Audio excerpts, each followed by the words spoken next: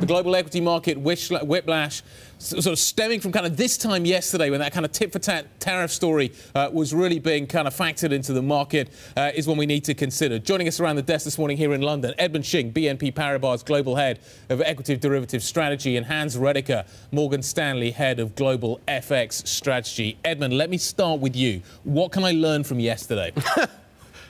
Not a lot. Really? Just that the equity markets over the last few weeks have rediscovered volatility. But I think that simply points out the fact that last year was abnormally low in terms of volatility. And what we see is more normalised volatility. That's about it. And if you want to go further, Guy, then you might argue that what we have seen, if you look at some of the big ETFs in the US, such as the SPY, the S&P 500, the biggest ETF out there, has seen big outflows. Retail investors have been exiting. Normally, as you will well know, Guy, yourself, when retail investors exit, the smart money should be coming back in and vice versa. So this could be actually a good time for smart money to start coming back in What now. was interesting yesterday as well is that the most heavily shorted stocks in the United States were the ones that rallied the most. So there was a squeeze factor in here as well. Hans, why didn't other asset classes play? So I think that in the FX market, people try to get guidance from what equity markets are doing, what volatility is doing. Now, our view is that markets still have a lot of risk-absorbing capacity.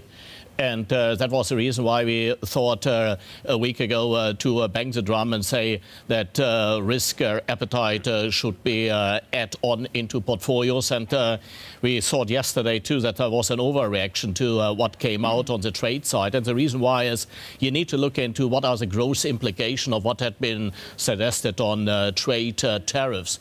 Now, our economists estimate it is going to be 0.1% on each side, on China and the United States. If you follow what the Fed was saying on that, they had a number of a quarter percentage point. Now, that are rounding errors. And at the same time, we are seeing a fiscal stimulus coming into the United States, which become effective from mid-February onwards. So that actually means most of that is not yet seen in data.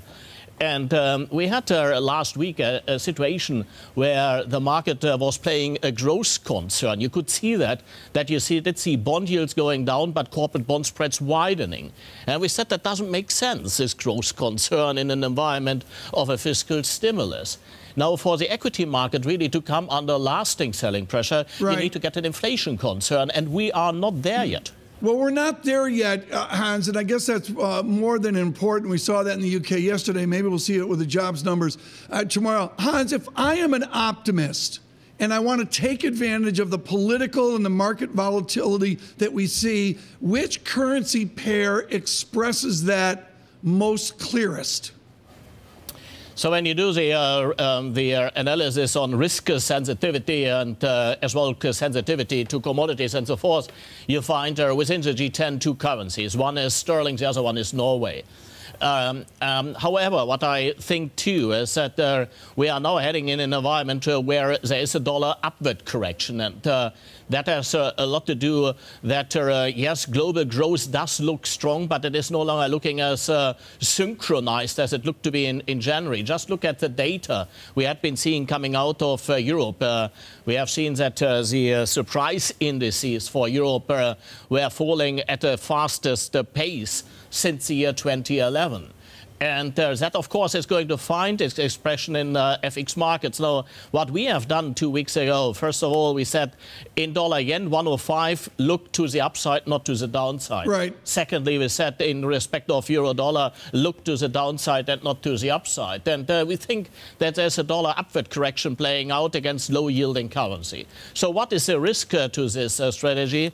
Simply said, it is inflation. So if you are getting tomorrow a labor market report showing a sharper increase on wages, and under those circumstances, you may have to look for a broadening of the US dollar rebound. Under those circumstances, you would get the Australian dollar, the Canadian dollar, and so forth coming under selling pressure. So far, we are playing dollar strength against low-yielding yielders only, simply because we do not believe that it is time to prepare for higher wages. Okay, so there's a walk through foreign exchange. Edmund Shing, when I look over to equity derivatives and I look at a way to take the opportunity here, if I am optimistic, how do you express that in the equity space?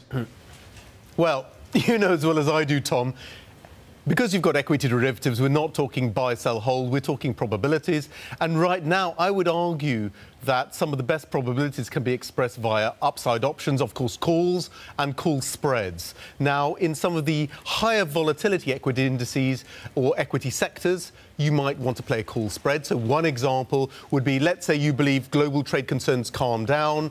You want to play mining because commodity indices are on the rise in terms of prices, and that will drive earnings for this sector higher. This sector has been hit by the global trade worries. So equally well, if those recede, the SXPP, the European basic resources sector, rebounds.